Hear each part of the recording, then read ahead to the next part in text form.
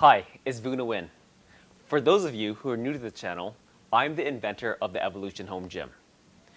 If you're an inventor yourself and you want to bring your product to life and you just don't know where to start, this is the channel for you.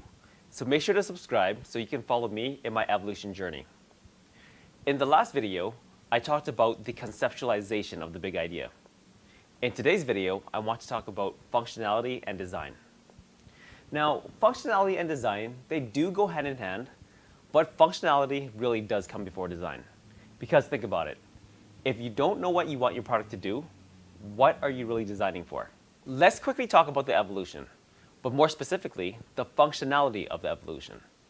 This also gives me the opportunity to share with you one of my big lessons early on in the process. And that lesson was, products can change. No product is ever perfect.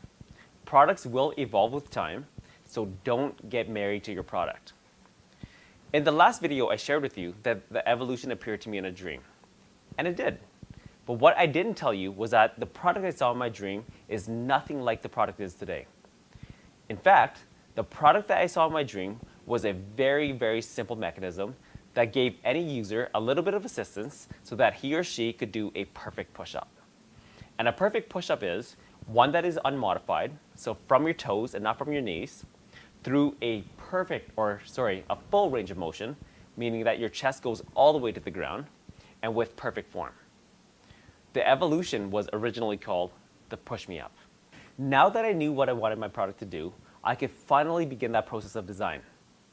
But where do I start? Well, knowing myself, I'm very visual. I love to work with my hands, and I like to just build things.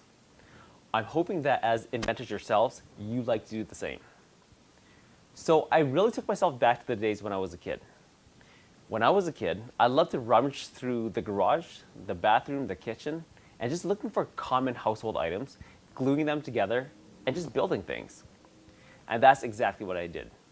In fact, the first model of the Push Me Up was made out of marshmallows and toothpicks. Now, even though that model itself was about this big, it was more than enough for me to visualize and see the bigger picture and start drawing. I want to take some time to walk you through some of my notes and drawings because I do think they're very important to the overall process. You know, it's funny because in the past, I wouldn't have done this. I've always been almost, overprotective of my drawings, and I've learned over time that this isn't always necessary. Also, at the beginning of the journey, I did promise to be as transparent as possible, and showing you my notes and drawings is a part of that.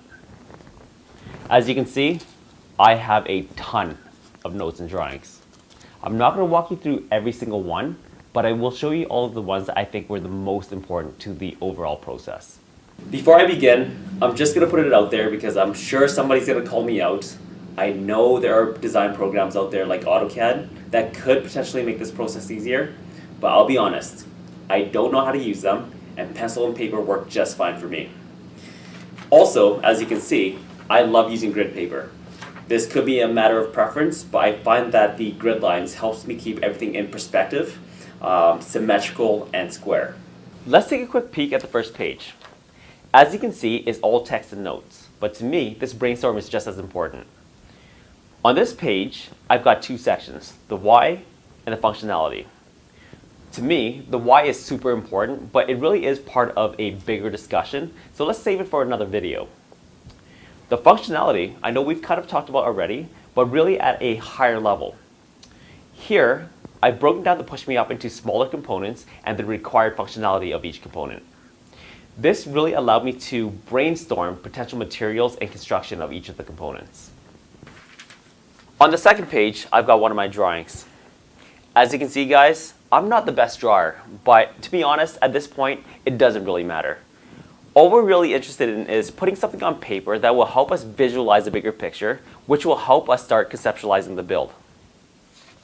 In fact, from the toothpick and marshmallow model, this was my 27th drawing. Guys, this is part of the process. This is fun. This is where your creativity gets to kick in. Anyways, this is the drawing that I settled on. This is the one that I wanted to build in order to test for functionality.